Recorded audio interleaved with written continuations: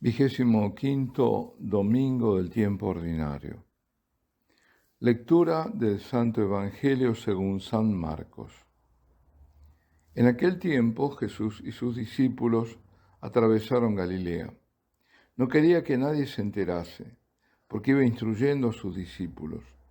Les decía: el Hijo del Hombre va a ser entregado en manos de los hombres y lo matarán, y después de muerto, a los 3 días, resucitará. Pero no entendían lo que decían, y les daba miedo preguntarle. Llegaron a Cafarnaúm y una vez en casa les preguntó: ¿de qué discutíais por el camino? Ellos callaban, pues por el camino habían discutido quién era el más importante. Jesús se sentó, llamó a los 12 y les dijo: quien quiera ser el primero, que sea el último de todos y el servidor de todos. Y tomando un niño, lo puso en medio de ellos, lo abrazó y les dijo: el que acoge a un niño como este en mi nombre, me acoge a mí, y el que me acoge a mí no me acoge a mí, sino al que me ha enviado. Palabra del Señor. Este domingo es rico en temas, pero mejor que tratarlos a todos es reflexionar sobre unos pocos. Solo quiero hacer una mención sobre el vínculo entre este Evangelio y la primera lectura del libro de la sabiduría. En el Evangelio, mientras iba Jesús con sus discípulos, yendo en camino, les decía que él, refiriéndose a su persona como el Hijo del Hombre, deberá padecer y ser entregado a la muerte y al tercer día resucitar. Bueno, era la segunda vez que les anunciaba su pasión, según San Marcos. Su pasión, su muerte y su resurrección.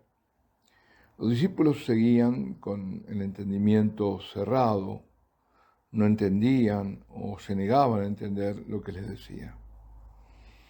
El segundo capítulo de Sabiduría, que es la lectura de hoy, hace justamente referencia a un justo que es blanco de envidias asesinas, y si al justo lo identificamos con Jesucristo, quienes hablan son entonces las autoridades judías, es decir, los sumos sacerdotes, los fariseos, los escribas, los saduceos, que traman para condenar a Jesús y hacerlo morir en la infame cruz.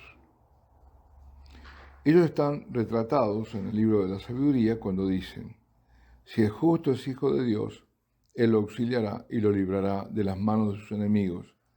Lo someteremos a ultrajes y torturas para conocer su temple y comprobar su resistencia. Lo condenaremos a muerte ignominiosa, pues según dice, Dios lo salvará.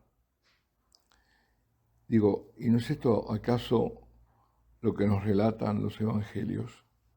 Por ejemplo, en Lucas, en el capítulo 23, leemos: y cuando llegaron al lugar llamado la Calavera, lo crucificaron allí a él y a los malhechores, uno a la derecha y otro a la izquierda. Jesús decía: Padre, perdónales, porque no saben lo que hacen. Hicieron lotes con sus ropas y los echaron a suerte. El pueblo estaba mirando, pero los magistrados le hacían muecas diciendo: a otros ha salvado, que se salve a sí mismo, si él es el Mesías de Dios, el elegido. Se burlaban de él también los soldados, que se acercaban y le ofrecían vinagre, diciendo: si eres tú el rey de los judíos, sálvate a ti mismo. Había también por encima de él un letrero: este es el rey de los judíos. Uno de los malhechores crucificados lo insultaba diciendo: ¿no eres tú el Mesías? Sálvate a ti mismo y a nosotros. Del capítulo 23. Y también la carta de Santiago, que es la segunda lectura, y está vinculada a la conjura contra el Señor que lo llevó a su pasión y su muerte. Porque el apóstol increpa a los destinatarios de su carta, diciéndoles que están llenos de envidia, como lo estaban los enemigos de nuestro Señor, y que sus intenciones son asesinas. Y los enfrenta justamente con la sabiduría que viene de lo alto, que está llena de misericordia, que es imparcial, que es plena de buenos frutos. Tal sabiduría es la figura de Jesucristo. Bueno, todo esto está muy bien, pero sin embargo lo que quiero resaltar no es esto, sino al Jesús que habla, que enseña y la escucha que debemos tener a su palabra. Y para eso propongo detenernos en la primera escena de este Evangelio. Jesús y sus discípulos están atravesando la Galilea. Jesús quería que nadie se enterase de su paso, porque iba instruyéndolos. La muchedumbre que siempre acudía a él apenas sabría de su paso, puesto que su fama se propagaba por todas las regiones por donde iba, impedirían la conversación con sus discípulos y por tanto se verían frustradas las enseñanzas que debía transmitirles. El ruido, la agitación, eran serio obstáculo e impedimento a la escucha atenta del maestro. Y así ocurre siempre.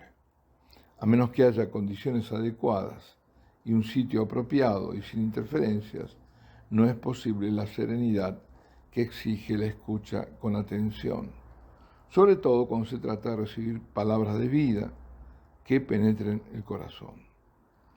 Eso es así siempre, y particularmente lo es hoy. Hoy. Sí, sobre todo hoy, cuando todo es ruido, cuando donde no se encuentra a veces ni siquiera en la propia casa espacio de silencio que hagan posible la meditación, la escucha atenta a la palabra de Dios. Y no solo, sino que tampoco se encuentran espacios de silencio ante la presencia del Señor en la Eucaristía. No se encuentran porque las iglesias están cerradas la mayor parte del tiempo o porque se tiene miedo, se teme al silencio. Yo digo que estar frente al Santísimo, en adoración, meditación, sí, es una cosa buena, pero tenemos que tener silencio. Todos estamos necesitados de escuchar a Dios, que nos hable en nuestro corazón, que oriente nuestra vida, que traiga la luz en medio de la oscuridad. Tenemos necesidad de diálogos en los que su presencia le habla en nuestro silencio. Porque a veces no se trata de palabras dichas, sino de algo mucho más profundo, como la acción divina en nosotros, la luz de su mirada, el encuentro de corazón a corazón, el abrazo de su amor. En la adoración eucarística, cuando adoramos al Santísimo expuesto, no solo Él está expuesto a nuestras miradas y a nuestra presencia, sino que sobre todo, somos nosotros quienes estamos expuestos a su mirada y a su presencia. Presencia que nos trae la paz, nos devuelve la alegría, nos conquista el corazón. Presencia que dulce y amorosamente nos interpela. ¿Qué estamos haciendo en nuestra vida? Y sana nuestras heridas. Y como siempre tengo que hablar de la adoración perpetua, porque es la que nos permite más que todo gozar de todos estos beneficios y mucho más. En la capilla de adoración perpetua Dios es siempre adorado, como lo es en el cielo incesantemente. La consecuencia inmediata es que estamos haciendo presente el cielo en el espacio sagrado de una capilla.